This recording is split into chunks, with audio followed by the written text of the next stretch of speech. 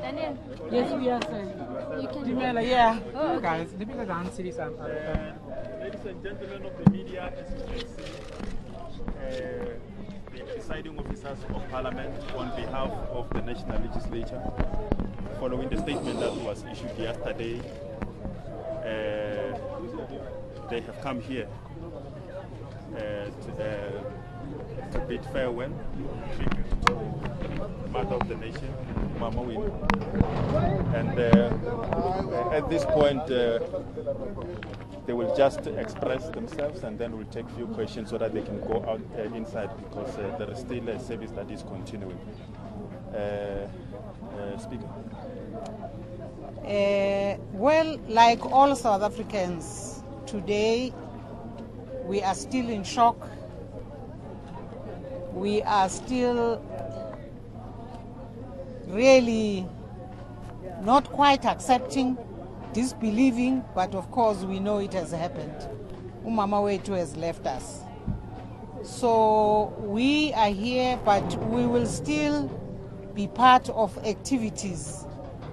And we'll also be talking with Mamu Mudise about putting together a delegation of Parliament. In other words, a multi-party delegation that the two of us must lead to the funeral. Because the person who has died did not belong to one political party. She was a parliamentarian. She was one of us as members of Parliament, but she was a leading South African. She was a South African that gave everything possible that she could give to our people. And therefore, as a gesture, to appreciate that, to appreciate the greatness of the life that she was, we are going to, together with the whole nation, be at the final farewell function where we will bid her farewell and put her in her resting place. But otherwise, like everybody, I think the president spoke for all of us yesterday when he spoke from outside his home. We can only say, Umti omkhulu uwile. A great tree has fallen. The complexity, the greatness,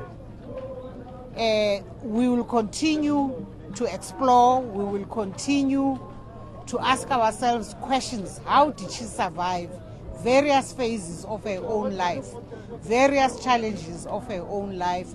But she was here for all of us, for the poor people in her community, for the struggling people of South Africa. And so we are here simply to say we would like to be counted as parliamentarians. She was one of us. Sisakala, we will continue to be crying, but there comes a time when we have to come to terms with it and say she was one of us, but ke uThixo umthathile. Siyabonga ngempilo yakhe. Madam Chair. I think, Speaker, that we will also be arranging for a memorial service in Parliament as soon as we go back to Parliament. That will unfortunately be after the funeral. We are also proud to say that Umam Winnie was an internationalist, and therefore we have been getting requests from women she worked with from as far as Brooklyn in New York to attend the funeral. So when a woman who has given her all, when a woman who has gone through what she went through, and some of us who went through Bojon Foster Square can tell you that we suffered humiliation, but nothing compared to what they did to women. So we are proud of this mother. We are crying, but we are also saying, up to the last moment of her life, she did not sell out this one. She was a mother to all of us. And I was very happy this morning, Speaker, when I walked in here. There was a group of young people marching.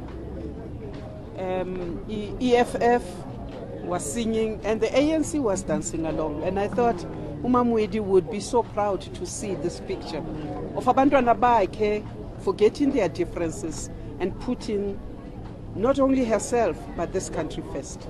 So siyabonga. We'll just take 2 or 3 questions so that we can release the presiding officers. As I said, there is a service that is continuing outside. Okay. All right, thank you. CD Media from News 24. You know, we are behind the wall. I just want to try and get inside the wall. Just what is the mood like? Is it celebratory? Is it somber? What are you all gathering and reflecting on and saying to each other as you come to terms with what's happened? Well, as usual, we begin to break the person down into moments that we shared with them. So it's a very rich experience because everybody comes with different aspects. This morning when I walked in, Thandi was on the floor. She was talking about a time when she was the deputy to Winnie, deputy president of the Women's League. And so she was sharing some of those moments with her. I spoke, and for me, some of the things were about the complexities of the person she was. She was a very complex, sometimes very difficult person, but what I can always, without hesitation, call a great person, because she took a position. One thing about Unomzamo is that you never doubted where she stood about anything in life. And you know what? She was not a petty person. She would have a fight with you, an argument, a disagreement. After that, there's things to be done. There's work to be done, and she gets on with it. You are not her enemy.